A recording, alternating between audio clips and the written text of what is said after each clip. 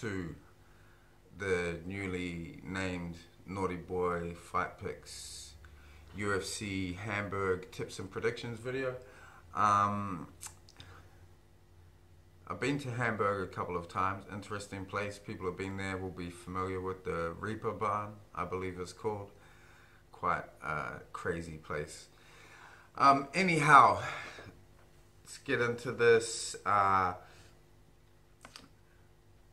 Made a couple picks on this card. Found this card different betting wise. Just what I was looking at, and just there seems to be quite a general consensus on this card in terms of what plays people are making and whatnot. I just ended up with two straight picks. I'm gonna do some parlays later in the week with some of the more heavy favorites, but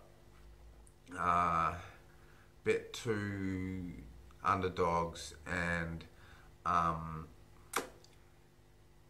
struggled to find value elsewhere. So usually I'd find it a bit unsettling if I bet on just dogs, but I was way more sure of those than some fights I looked at with closer odds. So yeah, we'll get into that a bit later. My Boise recap got fuck all views, so I just want to say again for people watching, I recently, a couple videos back, I posted an old podcast that I used to do, and we did an episode with Aleksandr about 3 years ago, so I posted that up. Quite an interesting listen if people are interested. Rip into that if you would like. I had some other housekeeping. Oh yeah, so people who didn't see the last episode, we've now named the podcast Naughty Boy Fight Picks, and we got the theme music as well. Logo done by my man Hamish Childs, and the music is from an old song of mine, and that was produced by Tony Douglas. Anyhow, let's get into these picks. The first one I looked at was, what's his fucking name? Fabinski. I can't even remember his first name. Sorry, unprepared as per usual. Where are we?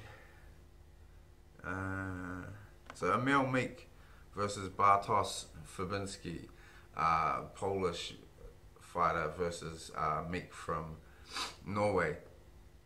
I think, what was it? Yeah, Meek's last fight was that one. I was trying to recall in the last video what was interesting about that something happened in Meek's last fight, and it was that post-fight interview where Usman said he was only 30% or whatever. So that's what I was trying to think of when it came to that I couldn't recall at the time. Got some notes here. So I picked Fabinski in this fight. I'll get into the reasons why, but just the notes I had down. He's got a judo background. He's been out for a couple years. Since 2012, he has 1 loss and 9 wins. So he's been on a pretty solid run in the last, 6 years. He has 16 takedowns in his last 2 fights, and I also noted that Meek has been taken down 11 times in his last 2 fights. So I think that's going to be a key factor in this fight. Fabinski hasn't faced real high-level competition yet, so there's a degree of concern there, but I think his game is so solid that that should not, or hopefully won't matter too much. He likes to get to the clinch and has good knees there, ultimately usually looking to take the fight to the ground, but he will hang in the clinch and stay active in there. He's just so relentless with the takedown and determined. So noted in a couple of his fights that he'll get stood up for inactivity and he just goes straight back to it, and it looks like a fucking horrible time for his opponents. Super strong. So he was he took a fight against, what's that, Gareth McClellan, the South African fighter, who, yeah, doesn't have a great record, but he looks like a big, super strong middleweight. Fabinski took that fight up a division just for the opportunity to fight, and he totally outmuscled and controlled McClellan. So that made me super confident in him being able to implement his game in this fight. Meek looks like a tough guy too, despite having the surname Meek. But yeah, Fabinski just is so strong, man, and he exhibited that in that fight against McClellan. Yeah, he's just got smothering pressure. He gets on top and he looks to pass. If he's not looking to pass, and he's landing strikes. Like I said before, will get stood up sometimes for not doing enough on top. So it could be interesting who the referee in this fight is that could play in. But the good thing about betting this dude is that if he does get stood up, he just goes straight back to it and gets his opponent to the ground again, or in the clinch, and then ultimately to the ground. So just a super reliable guy to bet on. He does this one thing and he will just implement that game plan and just goes handy with it. He's got some heavy ground and pound. Got lots of KOs on his record. And I didn't go too far back into his fights, but I was wondering if they were ground and pound KOs or what. But his last few fights he's won by decision. I think this is likely to be a decision win because Meek is tough as fuck. Yeah, and so in his 2 UFC fights, 6 rounds, he spent almost all his time in the UFC on top of his opponent or with his opponent up against the cage. So there's one place he likes to be and he gets there. As for Meek, he's 9-3 and he's got 7 KOs out of his 9 wins, so he definitely got some KO power. Like I said before, he's been taken down 11 times in his last 2 fights, so pretty confident. Even if he stuffs the first couple of takedowns, I think Fabinski is going to start getting them. He has one guillotine submission on his record, and I've seen him go for it in other fights, so I imagine to defend the takedown he will try and employ this in this fight. And you would imagine that Fabinski is well aware that guys are going to try and guillotine him because he's shooting so often. So I feel safe that he won't lock one up, but you never know, right? Meek's only had that one fight in the last 2 years, the one against Usman, so both guys not super active in recent times. Meek's got good power, decent striking, nothing spectacular I don't think, so I'm not real concerned about him clipping or hurting Fabinski when they are standing. Meek has a good takedown of his own and good top control. I wonder if he will try and implement that in this fight, or whether he will just be focused on keeping the fight standing, because he will have an advantage on the feet if they are to strike for any amount of time. Oh, my TV's just fucked up, so I've got no light, sorry. When Meek gets on top, he goes for submissions from top position and looks quite good there. But overall, I just think Fabinski is going to control this fight. Like I said, he hasn't faced real high-level competition, and this will be a big test for him, but I think he gets it done. And what did I put on him? 3 units, I think. I might chuck a couple more down since I haven't been able to find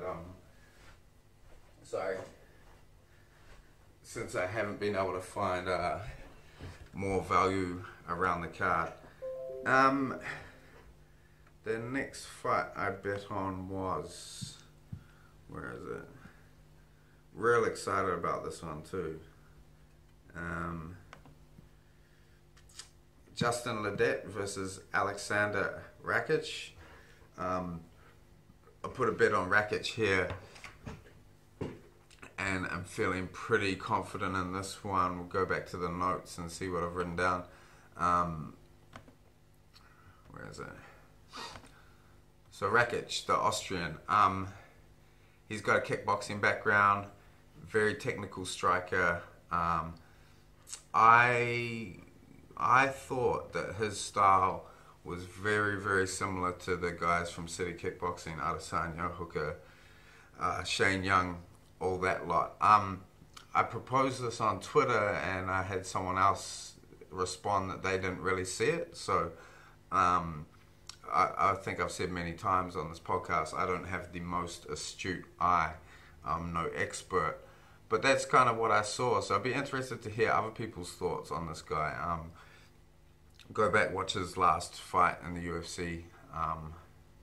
Forget who the opponent was, that Brazilian fella. It's a decent test too. Yeah, so he comes out and he kind of measures and dictates the distance and begins to kind of hit his opponents with long strikes, much like the city kickboxing guys do. Uses a lot of feints and a variety of strikes. He's got like the full arsenal from standing position. His debut in the UFC was against Barroso, who's very experienced and not an easy fight for a debutant, I don't think. And he came out and just, looked way better. Looked really good, I thought. I was pretty surprised because I didn't recall seeing that fight when it happened, and I'm sure I watch all fights. But yeah, I was a little surprised there's not more buzz about this guy. So he's fighting way down the card. He's on a 9-fight win streak. All those wins were finishes until that most recent fight. He's real tall. He's 6'4". What are they fighting at? Light heavyweight. 6'4", light heavy. Same height as Jones, isn't it? So he's tall. Saw him eat some shots against Barroso, who's a powerful striker, and he just completely unfazed when he ate a big shot. He just proceeded to move forward. He's young. I think he's only 24. He can switch stance. Beautiful hands, beautiful boxing and hand speed. He's really fast. In his debut, another thing I like to see is he just looked completely composed and relaxed and not fazed at all by the moment. And I think we will see that again in this fight. And he's got good takedown defense, which is going to be important here, I think. Ledet, interesting guy. He's coming down from heavyweight. He's at the same height as Wreckage, 6'4", and he didn't look like a huge heavyweight in terms of body mass. Like obviously a tall guy, but not big, and he didn't look supremely conditioned at heavyweight. So I'm real interested to see what he looks like on the scale for this fight, whether he indeed makes weight. So noted in a couple of his fights he will fight around the 240 pound mark, so he's got to get down to 205, and I wonder, it'll be interesting. Wreckage looks like a fucking specimen at 205. Interested to see what Ledet's body looks like at this weight, because he kind of just looked like, a dad lawnmowing with his shirt off at heavyweight. Ledet, whilst being primarily a boxer, and that's what I saw in most of the fights I watched, he's got 5 of his 9 wins have come by submission. So I suspect a lot of those have come from hurting guys on the feet and then jumping on the sub. It doesn't shoot many takedowns, although I did see him shoot. I think it was, in one of his UFC fights, and then he's talking about it, and he was like, that's the first ever takedown I've shot in a fight. So he could be improving in that area of his game, and I think it would be wise for him to try and implement a takedown and ground game against Wreckage, although I don't think it'll be effective. He, being a boxer, he plants real heavy on his lead leg, and Wreckage, obviously being a kickboxer, beautiful kicks. I think he's going to eat that lead leg up and stall the movement of Ledet. Ledet's boxing is really nice. He has this incredible jab. It's really fast. His last opponent, someone, you could see that jab was completely thrown his opponent, because he just kept sticking him with it, and I think he was hurting him with it too. And towards the end of the fight, his opponent started to get around the jab a little. Obviously I think Wreckage will game plan for that jab, because that's Ledet's main weapon, and he, having many weapons in the stand-up, he will find a way around that easier. Where are we? Yeah, so susceptible to the low kicks. He's got a nice check hook, and he mixes up the lead, the jab with the hook as well. His ground game does look slick, but he just prefers to stand. Got fast hands, nice jab, said that. But yeah, I think his offense standing is very one-dimensional. So it is just boxing. Don't think I saw him throw any kicks whatsoever. And so I think something I've been thinking about, especially since the Stipe DC fight. So you saw that fight. Stipe has a pretty limited game. He's got good boxing and good wrestling, and that's his game. The in-between parts, there's not much there. Whereas you see Cormier at light heavyweight, been fighting guys like Jones, Gustafsson. He has a very rounded and complex game. I think at heavyweight you can get away, or dudes do tend to get away with having more simple skill sets, and I think that's probably where Ledet's at, being 9-0 at heavyweight, and just primarily using the boxing, although there are those subs on the record. But and I don't think that's going to be enough coming down to light heavy. I wonder if he's added some wrinkles, or if we will see him shooting takedowns or whatnot. But as it stands, coming down to light heavy and just trying to box people, I think he's going to get eaten up. Wreckage has way more weapons. I think he's going to land like lots of leg kicks and body kicks from distance. And I think he might even, like, whilst Ledet has very fast hands, it'll be interesting to see him with less weight on him, what his speed's like and movement. But I think Wreckage is going to be the faster, more mobile guy in there. Another thing I noticed in Ledet's fights was I had concerns about his temperament. So if his opponent lands on him, they talked about it, the commentators talking about it, he loves the Diaz brothers, and he starts doing Diaz brothers shit anytime someone hits him. I think, so we're seeing that in fights where he's winning. I think if he starts losing a fight, I wonder what his temperament's going to be like. I think he may get in his own head and off his game if he starts getting outstruck in a major way, which I think is going to happen. So, super confident in this bet on Wreckage. I also parlayed Wreckage and what's his name, Fabinski as well. But I'm going to look at some parlays with some more, what would you say, more tighter odds. Looking at the rest of the card. Oh yeah, fighter to watch and fight to watch. So, fighter to watch is Aleksandr Wreckage. I think he's exciting. I think he could be a guy at 205. We shall see. I think he gets past Ledet, and be interesting to see what happens with him in future. Fight to watch. I think I'm really, really interested in Shogun versus Anthony Smith. Anthony Smith, huge betting favorite in this fight, which surprised me. I don't think Shogun is shot just yet, and that seems to be what people are banking on. And obviously Smith had that massive victory in his last fight against Rashad, but that ain't Rashad Evans that he beat. That's some fucking weird incarnation of the Rashad Evans we knew. Like, what was his losing streak before retirement? It's fucking crazy. But I'm just looking up Shogun's recent record here. I know it's not been bad. We saw DC during the week talking about potentially fighting Shogun, which is nonsense. So yeah, Shogun's on a 3-fight win streak against Nogueira, Corey Anderson, and Jean Vellante. So not the craziest like competition, but wins nonetheless, and 3 wins in a row in 2001 each year for the last 3 years. So not super active either. Prior to that, he had 2 losses, but How old is he?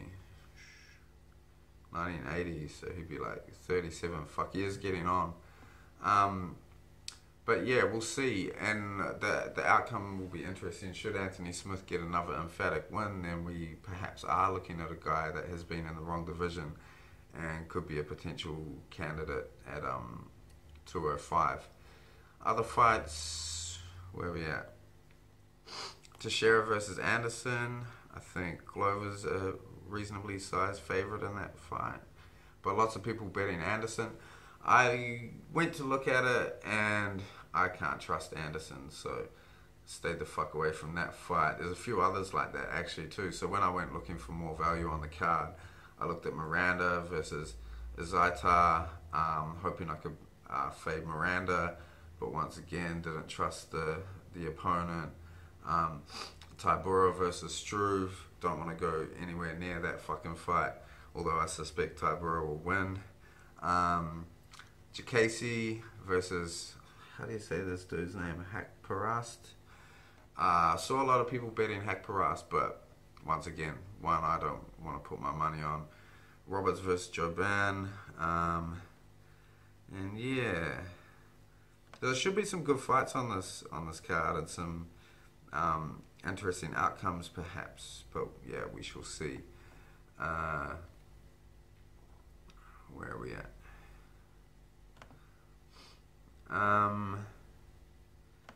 Looked at the card for next week, the fight night that has Aldo versus Stevens and what's their names?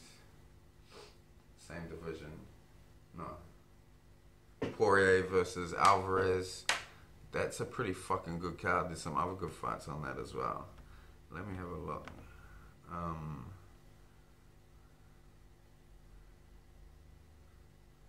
Yeah, Alvarez versus Poirier. Aldo versus Stevens. Jędrzejczyk versus Torres. Hernandez versus Aubin Mercier, who's been looking great lately. What else is of interest on there? Fuck, there's some good fights on this card. Yeah, real excited about that one. But yeah, going back, the reason I thought of that was Jeremy Stevens. I don't know if people have seen the comments he's been making about Brian Ortega. And I understand, you know, he's trying to bait Ortega and get him a fight, but I don't know. It ain't washing with me. And the first thing I thought was the who the fuck is that guy thing when Stevens started piping up about Ortega. It's like, who wanted to see Ortega fight Stevens or Frankie when Max was pulled out? Like, I didn't want to see that at all. I certainly didn't want to see Jeremy Stevens and Frankie Edgar fight for an interim bout. That would have been an insult to the fight that was supposed to take place.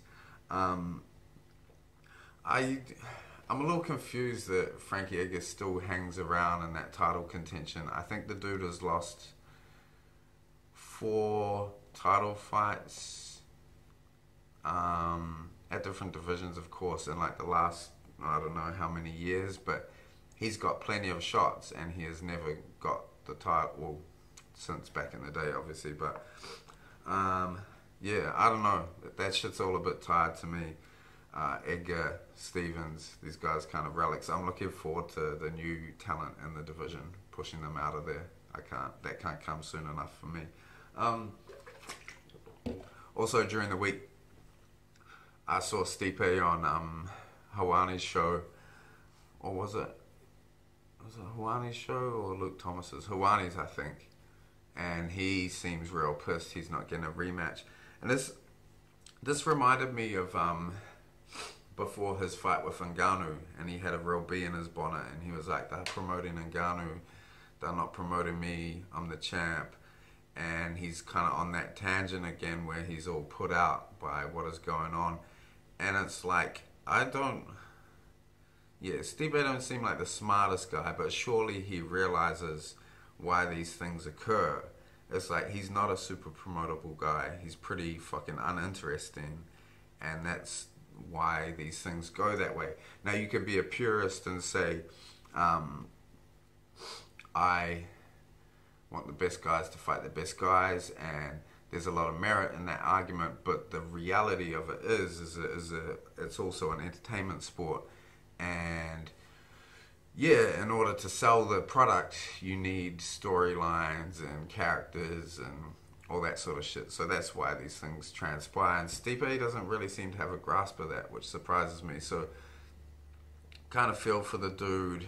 He obviously in a hard place at the moment, having lost the title. But yeah, and he's saying shit like, they need to give me a rematch or else. And it's like, what is the or else? You don't have any leverage. So what you ought to do is pick your nuts up, take a fight against someone else, and then work your way back to the title. Because he could very well get it come March or whenever it is that DC vacates. Provided DC still is champion by then. Some interesting fights on this weekend besides the UFC. For any people interested in the City Kickboxing team, I know I talk about them every fucking episode, but they are very active and exciting. They got two fighters on the Hex card, which is an Australian promotion. It has some real good fights on Hex. They got Brad Quake Riddell, a kickboxer, who I think he's had a few MMA fights now, and it would seem, I think I saw Israel saying something about Brad fighting MMA, so it looks like he's making the move. Also, they've got a guy, Mike Blood Diamond, fighting on that card. He's an exciting fighter, I think long-time training partner of Israel Adesanya. I saw him fight live once, and he has the craziest style. Real entertaining. So if you able to find means and you're interested, those would be some good fights to watch this weekend, I suggest. The Bellator welterweight tournament was announced, and fuck, like all things Bellator, leaves something to be desired. So I think they announced the first fight, and it's taking place shortly, and then they announced that Rory's in it, but he is not available to fight till February. So here we are in July, and we're talking about the first round of this tournament still not being completed by February. For me, that just makes it lose all of its sting. So there's some good names in there. What do we got here? Just looking it up now, but MVP's in there, which is interesting. This means he will have to fight some actual competition finally, so I'm interested to see what happens there. Well, they got John Fitch, Neiman Gracie, Koreshkov, Lorenz Larkin, Douglas Lima, Rory McDonald, MVP, and Ed Ruth. So fuck, there's some good fighters in that tournament, man. I wish they would just like cram it all in a bit closer together, so you didn't like lose interest so fast. Or for me personally, I'm gonna lose interest because it's just too spread out. Nice to see Ed Ruth in there. He's an exciting fighter. I had something else to say about this. Oh yeah, it kind of seems like they double fucked themselves by booking Rory versus Gegard at the same time they wanted to do this tournament. So interesting. What else we got? I had a comment from someone. I know I ain't been really been doing the comments recently, but if you want me to, then send some shit and I'll answer it. Usually the comments pertain to something that happened last week, so it doesn't work. But in the future, I would like to, once I got a bunch more subscribers, and I feel like I can pull it off, I'll be keen to do live chats, perhaps for the recaps, so where I can answer questions live. That would be fun. Dan Walsh was like, what's your techniques? It'd be great if you could break down how you go about picking your picks, the do's and don'ts, as whatever you're doing, it's the right things because you're making mad profits at the moment, dude. Well done. Thank you, Dan. Still feel like I'm still figuring this out, so probably too early to give substantial advice to anyone else. But what I can talk about what I do. So begin looking at the cards. I'm not real good at predicting what odds are going to be like. I've seen guys that are real fucking good at that. I don't have a great grasp of that at this point. So, usually looking at the card the week before, depending on what the timeline's like at that time. Is there a card every weekend, or is there a couple weeks off? Weekend off is great. It gives you heaps of time to look at the card and make your picks and whatnot. So I'll look at the card, see if there's any spots I fancy from begin with.